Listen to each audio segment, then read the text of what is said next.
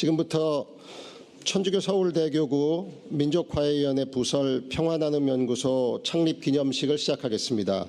오늘 행사 사회를 맡은 저는 평화나눔연구소 연구위원 성기영입니다. 먼저 서울대교구 민족화해위원회 위원장이신 정세덕 신부님께서 개회사를 해주시겠습니다. 안녕하십니까. 바쁘신 중에 이렇게 많이 참석해 주신 모든 분들께 감사를 드립니다. 저는 서울대교구 민족화해위원회 위원장 정세덕 아킬레오 신부입니다. 모든 종교의 목적은 이 세상의 평화를 이루는 것입니다. 평화는 우리들의 개인적이고 내적인 어떤 상태만을 이야기하는 것은 절대로 아닙니다. 평화는 우리들의 내적인 삶뿐이 아니라 외적인 삶으로도 함께 이루어져야 그것이 진정한 의미의 평화라고 말할 수 있을 것입니다. 오늘 이 행사는 서울대교구 민족화해위원장으로 초대 위원장을 지내셨던 최창무 대주교님, 그리고 여러분들이 너무나 잘 아는 불교계의 법륜 스님, 그리고 또 개신교의 박종화 목사님이 함께 이 자리를 해 주십니다. 우리 분단 70년이 된 오늘 이 한반도 평화와 또 우리들이 그동안 살아왔던 삶의 고통의 의미가 무엇인지, 또 우리가 앞으로 어떻게 하고 무엇을 행하며 살아갈 수 있을 것인지, 또 평화를 이루기 위해서 진정 소중한 것이 무엇인지 등을 지금까지 평화를 위해서 일생을 바치신 우리들의 성각자이시며 또 어른들이신 이 세 분의 어른의 말씀을 함께 청해 듣고자 합니다. 우리 오늘 이분들의 말씀을 통해서 지혜를 얻고 또 우리들이 앞으로 살아갈 길을 깨닫고 또 우리들이 어떤 모습으로 실천하고 행할 것인지를 우리 자신 스스로가 결심할 수 있었으면 좋겠습니다. 아무튼 다시 한번 이 자리에 함께해 주신 모든 분들께 감사를 드립니다. 감사합니다.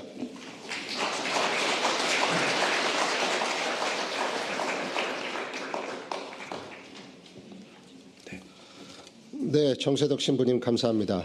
다음은 오늘 창립하는 평화나눔연구소에 대해 소개 말씀을 드리는 시간입니다. 평화나눔연구소 윤여상 연구위원께서 연구소의 설립 취지 및 경과 그리고 활동 계획에 대해 보고 드리겠습니다. 네, 안녕하세요.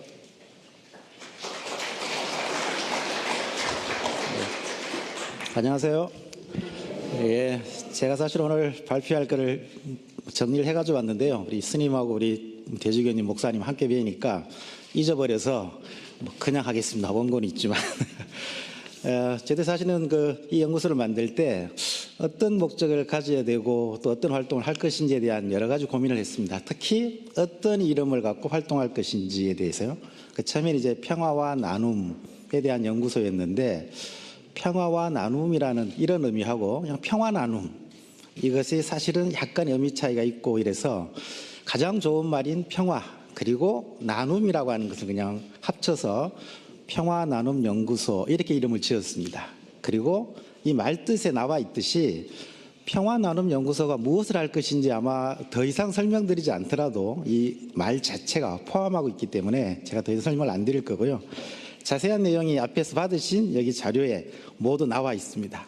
활동 계획을 첫째, 둘째, 마지막 하나 더, 우리가 북한에 남아있는 교회 그리고 전쟁 전까지 있었던 교회 이런 부분에 대해서 연구조사하고 앞으로 우리가 이 부분을 어떻게 할 것인지를 연구를 하겠다는 것이고요.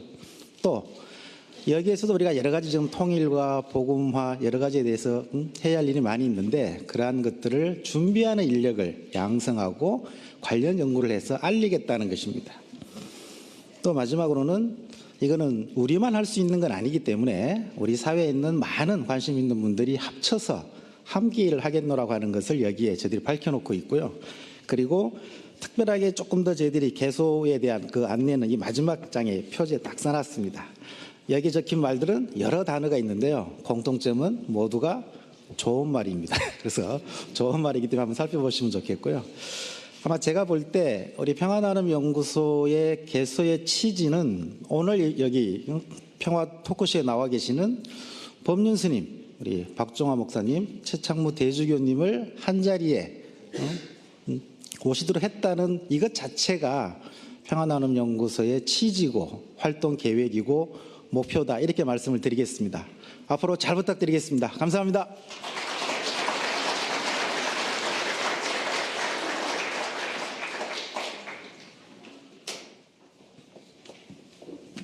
네, 감사합니다. 오늘 연구소 창립을 축하하기 위해서 많은 내빈 여러분께서 참석을 해주셨습니다. 하지만 저희가 일일이 소개해드리지 못하는 점을 죄송스럽게 생각을 하면서 딱 한 분께만 저희가 축사를 청해 듣도록 하겠습니다.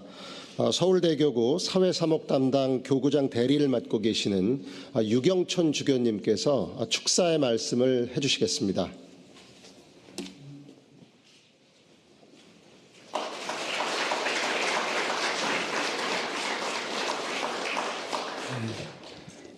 천주교 서울대교구 민족화해위원회 평화나눔연구소의 힘찬 출범을 진심으로 축하드립니다. 저도 교회 일원으로서 이 연구소의 개소를 기쁘게 생각합니다.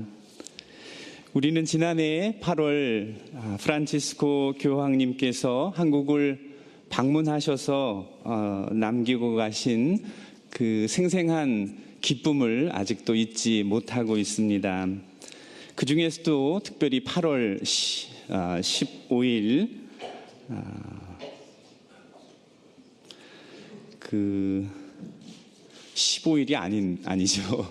8월 18일 명동 성당에서 교황님께서 이렇게 직접 집전하신 평화와 화해를 위한 미사에서 하신 그 말씀을 많은 분들이 기억하고 계실 것입니다.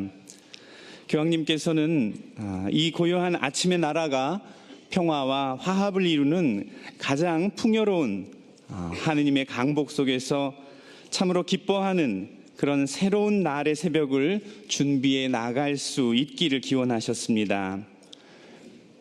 교황님께서 떠나시고 벌써 6개월이 훌쩍 지났습니다.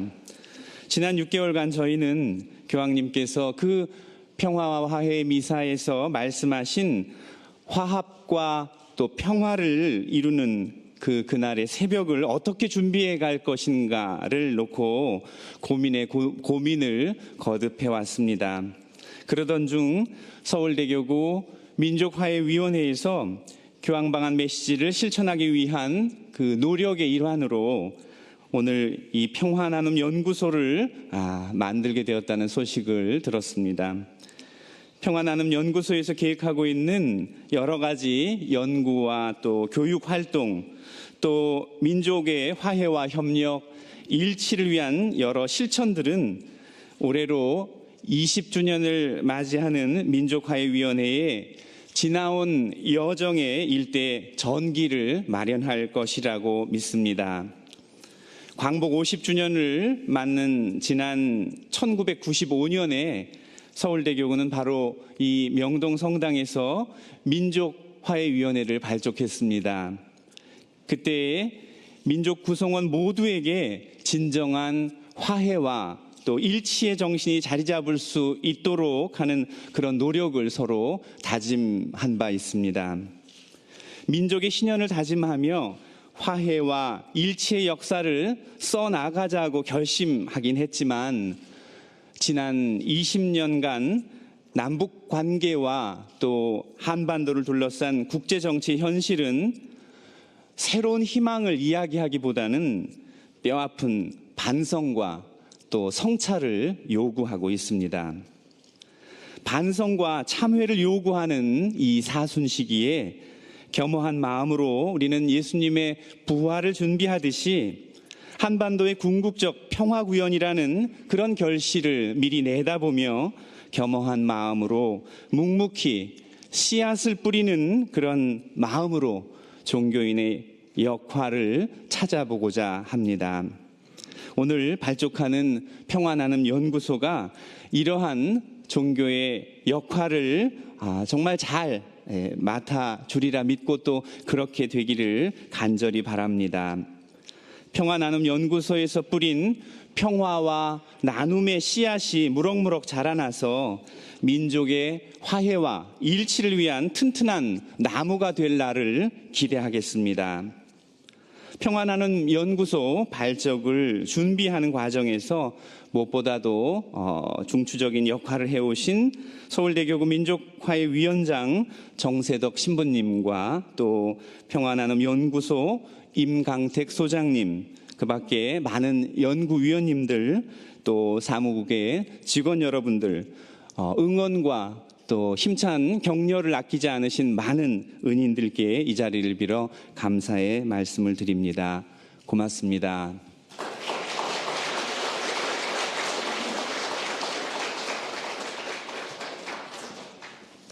네, 유경천 주교님 소중한 축하의 말씀 감사합니다.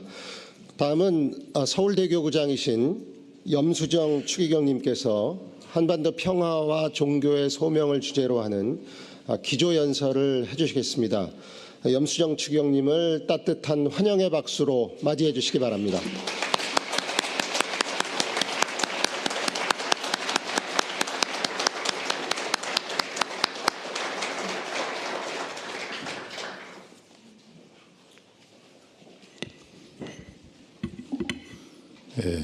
춘분을 지난 올해인가요? 춘분을 이렇게 지내게 되는데 새봄을 맞이하게 되고 또 얼마 안 있으면 또 부활 대축일을 맞이하게 됩니다.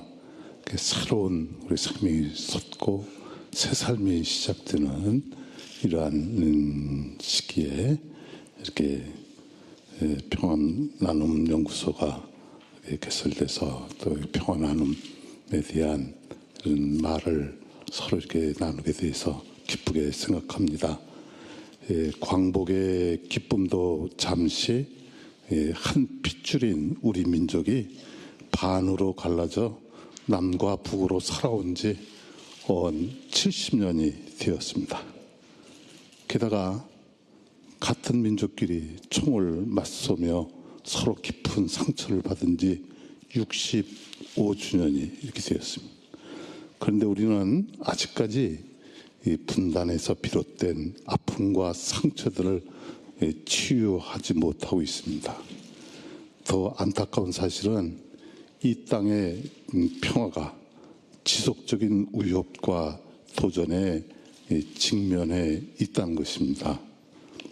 오늘 이 자리는 서울대교구 민족화해위원회가 평화를 증진시키기 위한 우리 교회의 노력을 전문적으로 뒷받침하게 될 평화나눔연구소의 출범을 축하하고 격려하는 자리입니다.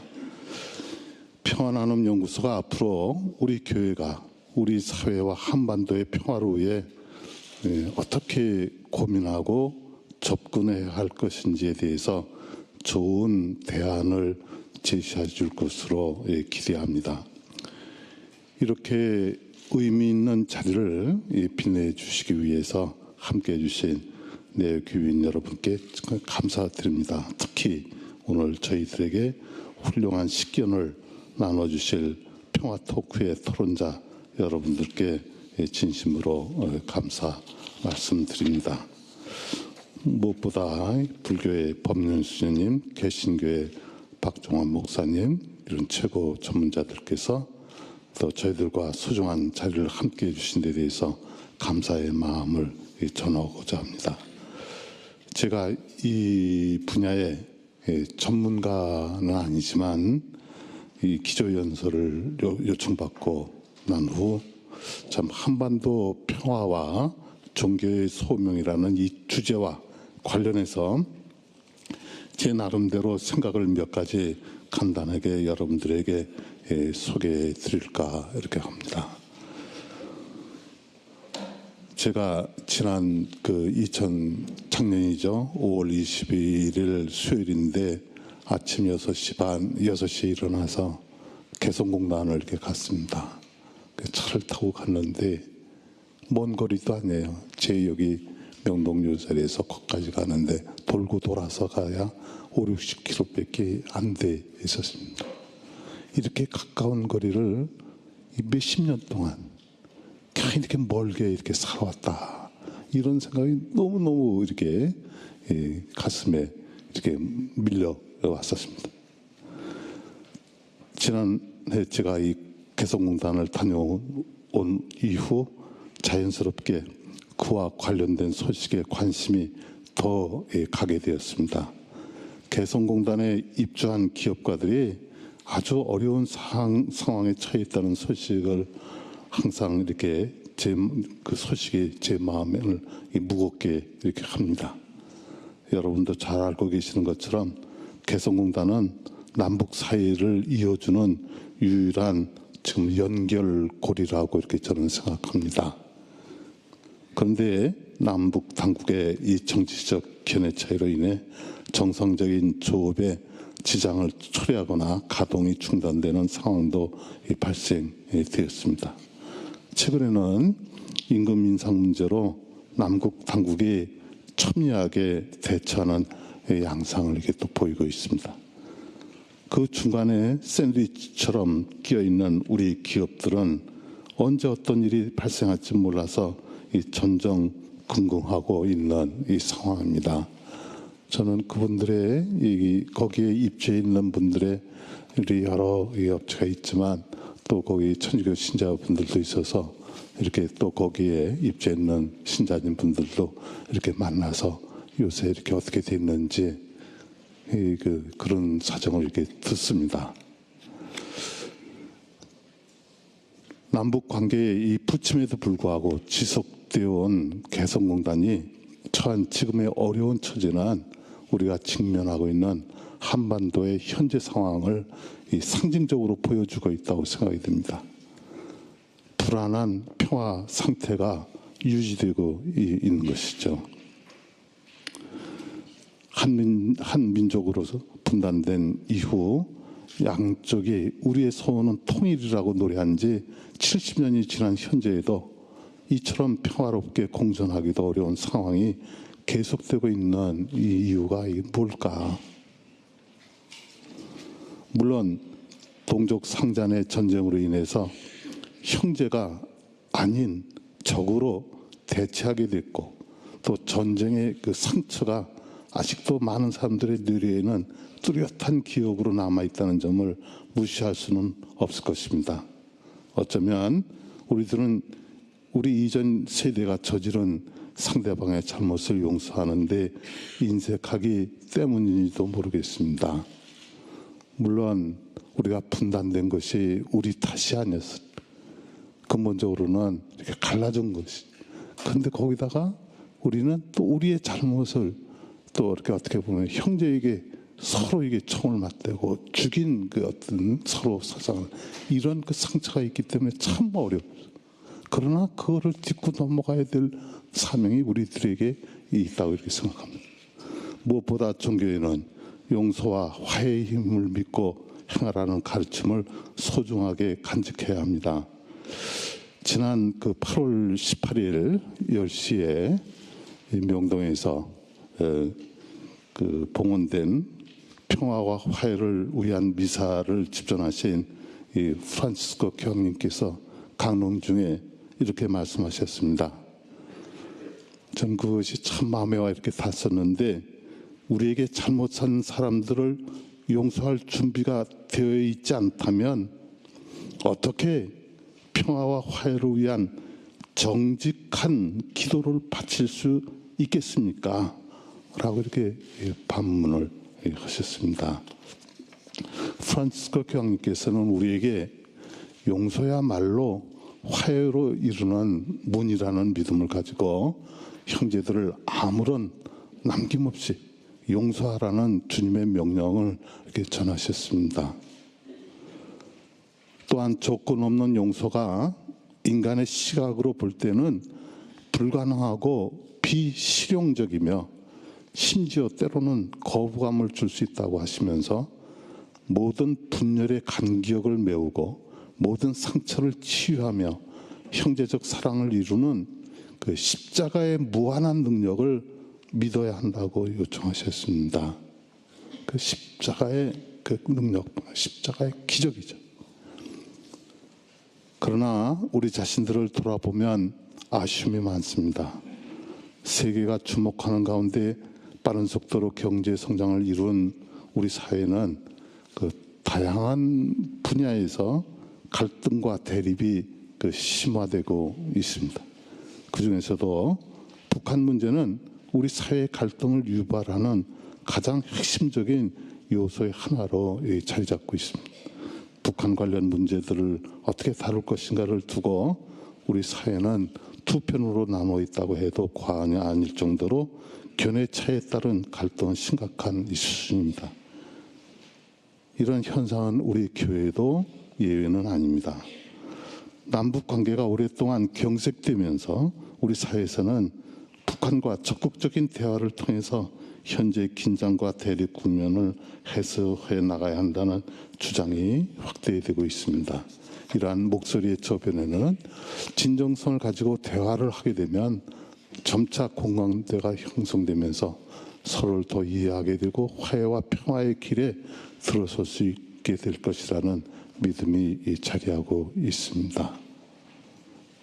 물론 이게 북한의 헌법에 보면 종교의 자유가 있지만 또 믿지 않을 자유도 있다 하면서 그런 것들이 있어요. 그러나 그것들을 우리가 딛고 넘어가기 위해서는 우선 참으로 대화부터 이렇게 시작돼야 될 것이 아닌가. 저는 화해와 평화를 위한 대화가 우리 사회 내부에도 절실하게 필요하다고 생각합니다. 생각을 달리하는 이웃과의 대화는 내 자신의 마음의 문을 열고 그들을 기꺼이 형제로 받아들이는 마음가짐에서 출발해야 될 것입니다.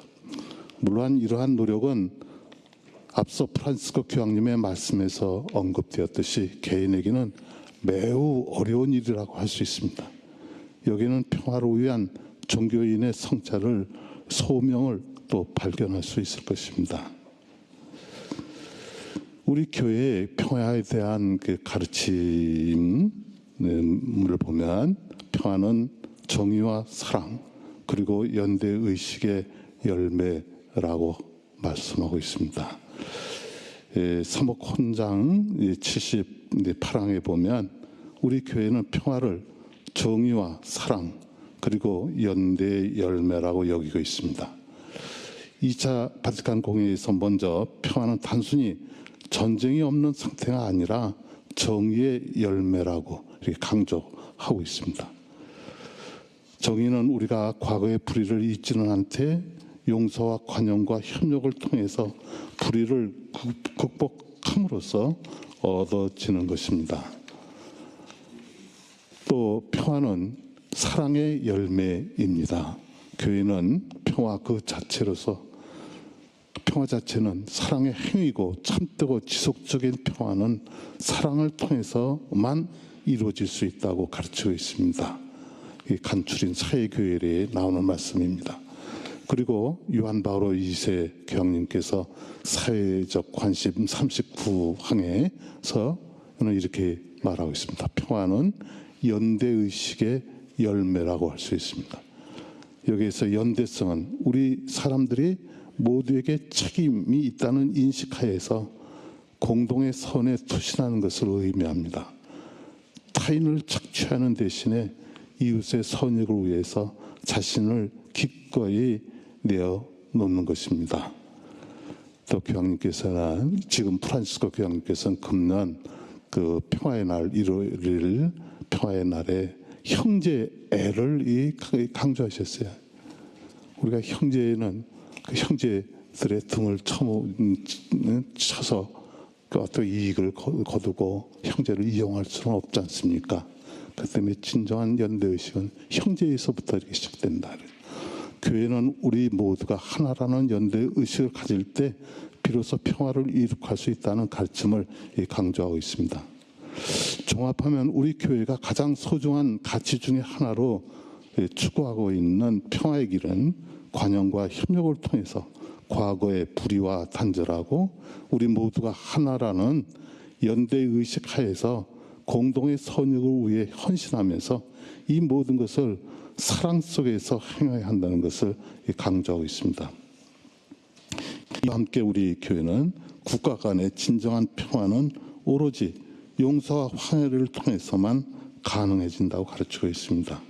물론 전쟁과 분쟁의 참혹한 결과에 마주할 때 그 상대를 용서하는 것은 결코 쉬운 일이 아닙니다. 폭력은 종종 상대에게 아픈 고통과 상처를 남기기 때문입니다. 그렇기 때문에 이러한 고통과 상처를 극복할 수 있는 방법은 진실하고 용기 있는 반성과 참여라고 할 수 있습니다. 비록 이것이 우리에게 매우 어려운 과정이긴 하지만 교회는 신앙에 의지하여 어려움을 극복해 나갈 것을 권유하고 있습니다. 우리에게 상처와 고통을 준 상대방에게 용서와 관용을 베풀고 우리는 하느님 안에서 하나라는 연대의식 속에서 대화를 통해서 평화를 추구해 나가야 한다는 교회의 가르침은 세상의 시각에서는 아마 비현실적인 것으로 느껴질 수 있습니다. 특히 우리가 화해하고 협력해야 하는 그 대상이 엄청난 무기로 무장하고 있어 우리의 안전을 위협하고 있다고 느낄 때는 더욱 그럴 것입니다. 지난 3월 13일, 14일 동안에 현재 프란시스코 교황님께서 세계에 24시간 동안 함께 기도하자고 이렇게 말씀하셨어요. 그때가 뭐냐면 그분이 2년 전에 당신이 선출된 날이에요. 그리고 그날 제가 그때 우리 안림미나 때문에 로마에 있었는데 저녁에 그 참회 전례를 당신이 선수 집전하셨어요. 그러면서 고해성사를 보시고 그러면서 그날 자비의 해 성년을 이렇게 선포를 하셨습니다. 그래서 이제 금년 12월 8일 그 원죄 없이 되신 성모님 축일서부터 내년 그리스도왕 축일까지 이 자비의 해 희년이 이렇게 선포되는데 이것은 뭐냐면 정말 자비로운 마음으로 모든 것을 이렇게 정말 이렇게 대할 때 모든 것이 변화된다는 이런 말씀. 불교에서는 자비무족이라고 이렇게 도선사에 제가 등산하면서 이렇게 올라갈 때 보니까 거기 다 이렇게 써 있어요. 한쪽에 자비무족, 자비에는 적이 없다. 그래서 참으로 우리 종교인들이 이렇게 자비로운 마음으로 어떻게 보면 하느님이 갖고 있는 이런 사랑과 또 그분의 우리가 하느님 정말 절대자를 믿는 이 종교인들이라면은 이런 것이 정말 비현실적인 것 같지만 사실은 가장 우리에게 가깝고 또 우리가 실천하면서 살아야 될 것이라고 이렇게 생각합니다. 우리 평화를 위한 이 종교인의 소명으로선 우리 한반도의 평화를 오늘 토론을 통해서 정말 이게 잘 정리해 주실 것으로 저는 믿습니다. 저의 생각을 세 가지로 좀 정리해 보았습니다. 첫째로 무엇보다 이 땅의 평화를 위한 참회의 기도가 필요합니다. 지금 우리 교회는 사순 시기를 보내고 있습니다. 나 자신과 우리 사회가 우리 민족의 평화와 화해를 위해 짊어져야 할 십자가를 온전하게 지고 있는지 돌이켜보는 시간을 갖도록 해야겠습니다. 십자가는 용서와 화해 그리고 인내의 표징이기도 하지만 부활과 생명 그리고 희망의 징표이기도 합니다. 우리와 우리 사회가 자신들의 십자가를 기꺼이 지고 나아갈 때 평화를 얻을 수 있을 것입니다. 또 끊임없이 이 땅의 평화를 위해 기도합시다. 한국 방문을 하신 그 프란시스코 교황님께서 우리나라에게 주신 이 첫 번째 조언으로 이 지속적인 기도를 이렇게 말씀하셨습니다. 저는 이 자리에서 그때 교황님께서 저희들을 대신해서 바친 이 기도를 한번 기억하고자 합니다. 주님, 저희는 한 가족입니다. 저희를 도와주십시오. 하나가 되도록 도와주십시오. 당신은 할 수 있습니다. 승자도 패자도 존재하지 않습니다. 우리가 원하는 것은 한 형제가 되는 것입니다. 이번에 기왕님하고 이렇게 안림날 때 만나 뵀는데 그때도 말씀하셨지만 이번에도 또 그 말씀하셨어요. 한국에 가니까 한국 사람들이 남북이 전부 다 한 언어를 이렇게 사용하고 있더라. 한 언어를 이게 사용한다는 게 얼마나 이게 중요한 것인지, 서로가 의사소통을 할 수 있고 대화를 할 수 있고. 근데 우리는 70년이 되니까 이 벌써 말이 많이 바뀌었다고 그러지 않습니까? 그렇지만 우리는 한 언어를 쓴다는 것이 참 얼마나 이게 중요한지를 다시 한번 이렇게 생각해 볼 필요가 있을 것입니다. 참으로 기도하면서 서로 마음에서부터 자신과 대화를 하고 하느님과 대화, 이웃과 대화하는 이것을 우리가 시작을 정말 자주 해오고 대화를 해야 될 것이 아닌가 생각합니다. 둘째로 이 땅에 정의가 실현될 수 있도록 깨어 있어야 하고 어떤 이유에서든 폭력이 사용돼서는 안 된다는 점을 좀 강조하고 싶습니다. 특히 남북 간의 무력 대결과 무고한 생명을 앗아가는 전쟁이 재발되지 않도록 종교인들이 의지를 모았으면 합니다. 6.25를 겪은 분들이 항상 이렇게 전쟁에 참여하고 군인에 이렇게 참사했던 분들이 이렇게 만나보면 전쟁은 없어야 된다, 이런 얘기를 참 많이 하셔요. 우리 전쟁의 이 비참함을 우리는 겪었기 때문에 더욱더 그러나 이거를 경험한 분들이 지금 많은 분들이 세대적으로 연령적으로 봐서 8%밖에 남아있지 않다, 이렇게 봅니다. 우리는 과거의 잘못된 행동들을 기억은 하되 관용과 협력을 통해서 이를 극복해 나가야 되겠습니다. 또한 지난날의 불행한 사태가 더 이상 반복되지 않도록 과거의 잘못된 행동과의 단절을 요청해야 되겠습니다. 이 모든 것은 생명에 대한 존중에서 출발해야 한다고 생각합니다. 우리 사회 내에서부터 생명을 중시하는 의식이 확산되도록 종교인들의 노력이 요청된다고 생각됩니다. 세 번째로는 우리 사회와 남북 사이에 연대의식이 확대될 수 있도록 종교인이 앞장서야 한다는 점을 참 말씀드리고 싶습니다. 이것은 우리가 지금까지 많은 노력들을 해온 것으로 저는 알고 있습니다. 그렇지만 더욱더 이것을 해야 될 것이 아닌가. 우리 사회와 남북의 평화를 이루기 위해서는 우리 사회 모든 구성원은 한 가족이고 남북은 한 형제라는 이 공동체 의식이 절실합니다. 또한 다름이 틀림이 아닌 다양함으로 받아들이는 사회적 분위기가 확산될 때 우리 사회와 한반도의 평화에 가까이 갈 수 있을 것으로 생각합니다. 이를 위해서 모든 종교인들이 힘을 모았으면 좋겠습니다. 특히 남과 북의 연대의식을 키워나갈 수 있도록 중간 다리를 놓는 일에 종교인들이 사명감을 가졌으면 좋겠습니다. 필요하면 이 국제 종교계와의 연대를 활용할 수도 있을 것입니다. 마지막으로 오늘 공식적으로 개소하는 평화나눔연구소에게 기업과 희망의 지킴이 역할을 요청하고 싶습니다. 이 단어는 프란시스코 교황님이 방한 중에 저희 한국 천주교 주교단들과 대화하는 자리에서 나눠주신 말씀이기도 합니다.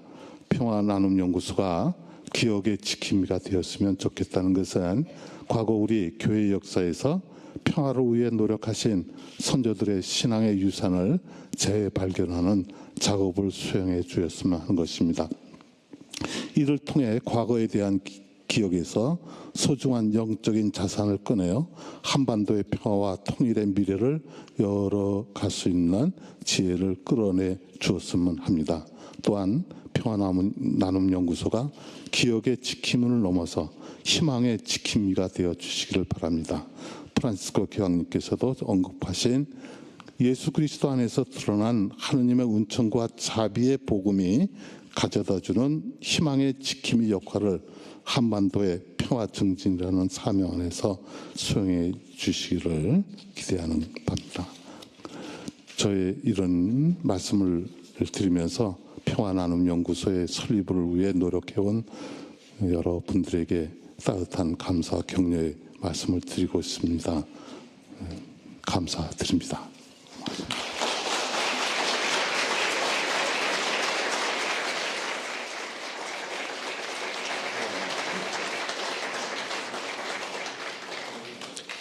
네, 추희경님 감사합니다. 이것으로 평화나눔연구소 창립기념식을 모두 마치겠습니다. 이제 잠시 자리를 정돈하는 대로 여러분께서 보시다시피 평화나눔연구소 창립기념 평화토크 분단 70년 한반도 평화 종교의 소명 평화토크를 시작하겠습니다. 평화토크 참석자 여러분께서는 단상으로 이동을 해주시면 감사하겠습니다.